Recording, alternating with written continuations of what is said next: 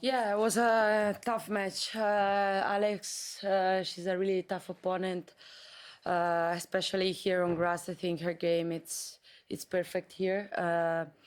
So it was tough battle, and I'm happy that I make it through. But yeah, I think it was a good match. The All England Club. The grass is immaculate, the royal box is packed with tennis royalty, and a 21-year-old from Quezon City has just played the match of her life. She didn't win. The scoreboard reads 6-4, 4-6, 6-3 in favor of Jasmine Paolini. The dream run that captivated the tennis world has come to an end after 2 hours and 22 minutes of gripping tennis. But in defeat, Alexandra Eala has done something far more powerful than any victory could have achieved. She has won every heart in center court.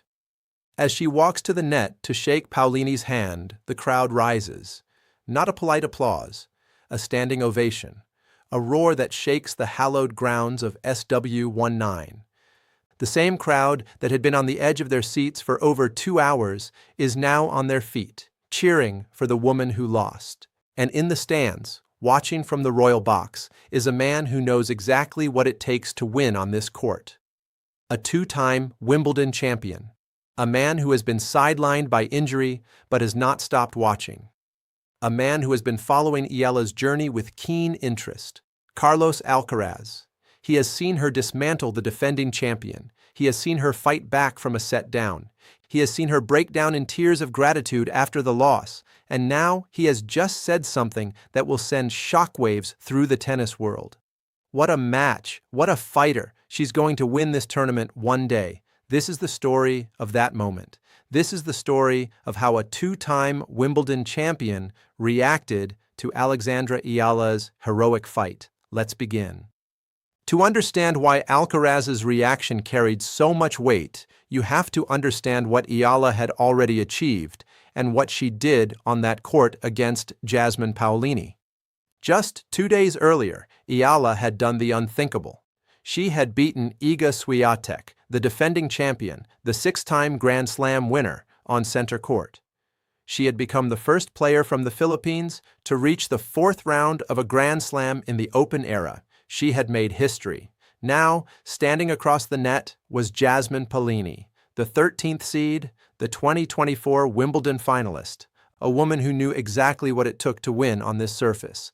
The match was a battle from the very first point. Paolini struck first, breaking Eala's serve to seize control. Eala refused to fold. She erased set points and broke back. The second set was a statement. Eala came out aggressively, broke Paolini's serve, and forced a decider. But in the third set, Paolini's experience ultimately prevailed. At 3-4 down, Eala double-faulted at precisely the wrong time. One long forehand later and Paolini was serving for the match, which she secured after an enthralling 2-hour, 21-minute contest. 6-4, 4-6, 6-3. Eala had lost, but she had fought until the very end, and the crowd knew they had witnessed something special. It was a tough match. Alex, she's a really tough opponent, especially here on grass. I think her game is perfect here, Paolini said in the post-game interview, and from the royal box, a 2-time Wimbledon champion was watching.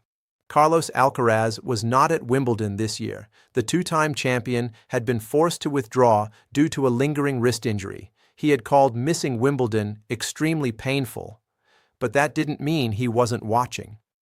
From his home in Spain, Alcaraz had been following Eala's run with growing fascination. He had seen her stun the defending champion.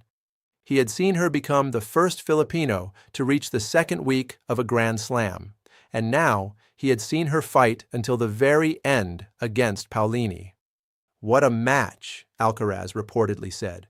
"What a fighter. She never gave up. She pushed Paolini to the limit. That takes heart. That takes courage. That takes something special." The words were simple, but the weight behind them was staggering. A 2-time Wimbledon champion, a man who knows exactly what it takes to win on the biggest stage, was praising a 21-year-old from the Philippines. "I was watching from home, and honestly, I couldn't look away. She's got something.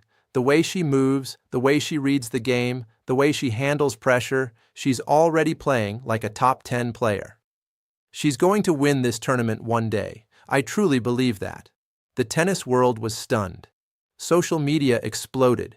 Alcaraz, who had been sidelined by injury, had just made a prediction that would send shockwaves through the sport. When a two-time Wimbledon champion speaks, people listen.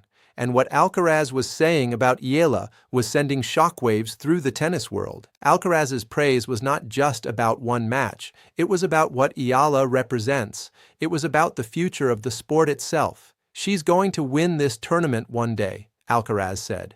Those words echoed across the tennis world. They were a recognition that Eala's impact went far beyond the court. She was inspiring a generation. She was showing the world that a young woman from a country with no grass court tradition could conquer the biggest stage in tennis. Alcaraz knows exactly what it takes to win at Wimbledon. He has done it twice. He understands the unique challenges of the grass, the mental fortitude required, the ability to handle pressure on the biggest stage, and he believes Eala has what it takes. The way she fought back in that second set, that was special. That was champion mentality. When you see a player with that kind of fight, that kind of belief, you know she's going to be around for a long time. She's going to win this tournament one day. I truly believe that. The tennis world was watching, and they were moved. Alcaraz's prediction was not empty hype. It was based on evidence, on the things he had seen in Eala's game that others were only beginning to notice. Her tactical intelligence, her ability to adapt, her refusal to back down, even when the odds were stacked against her. She's got the game for grass, she's got the mentality, and she's got the support of an entire nation behind her. That's a dangerous combination. Alcaraz was not the only one who took notice of Eala's heroic fight. Billie Jean King, the 39-time Grand Slam champion and founder of the WTA, had already embraced Eala after her victory over Swiatek. She called Eala such an inspiration for kids in the Philippines and all over the world. Roger Federer was in the stands, watching from the royal box. The 8-time Wimbledon winner had seen it all. But even he was moved by what he witnessed. Maria Sharapova, Eala's childhood idol, also weighed in. "What a star," she commented. But perhaps the most significant reaction came from the Filipino people. They had rallied behind Eala like never before. Nurses from Birmingham, engineers from Berlin, students from Melbourne, families from Toronto, each one carrying a flag, each one chanting her name. The social media tributes poured in by the thousands. The phrase Eala-mania trended across platforms. Fans shared videos of her post-match interview, each one accompanied by tears and messages of gratitude. "Because I am emotional doesn't mean I am satisfied," Eala had said after her victory over Swiatek. She wasn't satisfied. She wanted more. And now she had proven that she belonged among the best in the world. "I try to be as authentic as I can. I believe in being genuine. I believe in my values," she said. "So this exposure, this platform that I have, has really allowed me to self-reflect. It allows me to become the best version of myself." Eala is no longer just a tennis player. She is a movement, a symbol of hope, a symbol of what is possible when you refuse to give up. The defeat to Paolini was not the end of Alexandra Eala's story. It was just the beginning. Despite the loss, Eala walked away with a career-best Wimbledon performance and prize money worth €300,000 for reaching the fourth round. She is projected to improve her career-best ranking of number 29 when the WTA updates its rankings. But the victory was about more than rankings and prize money. It was about belief. It was about validation. It was about showing the world that a 21-year-old from a country with no grass court tradition could conquer the biggest stage in tennis. Everyone has days when they don't play their best tennis. I understand that's part of the job. I don't think I'm going to be playing the best tennis of my life every single day. I don't expect that, Eala said with refreshing honesty, and now she had the backing of a 2-time Wimbledon champion. "She's going to win this tournament one day," Alcaraz had said. Those words will echo long after the controversy fades. They will become a reminder that greatness recognizes greatness, that the sport's legends see something special in the next generation. The loss to Paolini was not a failure. It was a stepping stone, a reminder that even the most magical runs must come to an end, a reminder that the journey is just as important as the destination. Eala lost the match, but she won every tennis fan's heart. And that, my friends, is a victory that will last forever. And that, my friends, is how a 21-year-old from Quezon City walked onto center court, lost the match, but won the hearts of millions. She fought until the very end. She cried tears of gratitude. She dedicated her journey to the little girl with ruffled socks and light-up shoes. And when she walked off the court, the entire stadium rose to its feet. The standing ovation said everything. Billie Jean King called her an inspiration. Roger Federer watched from the royal box. Maria Sharapova called her a star. And Carlos Alcaraz, the two-time Wimbledon champion, made a prediction that sent shockwaves through the sport. She's going to win this tournament one day. The tennis world was stunned. The fans were moved. And one thing is certain. Alexandra Eala has arrived.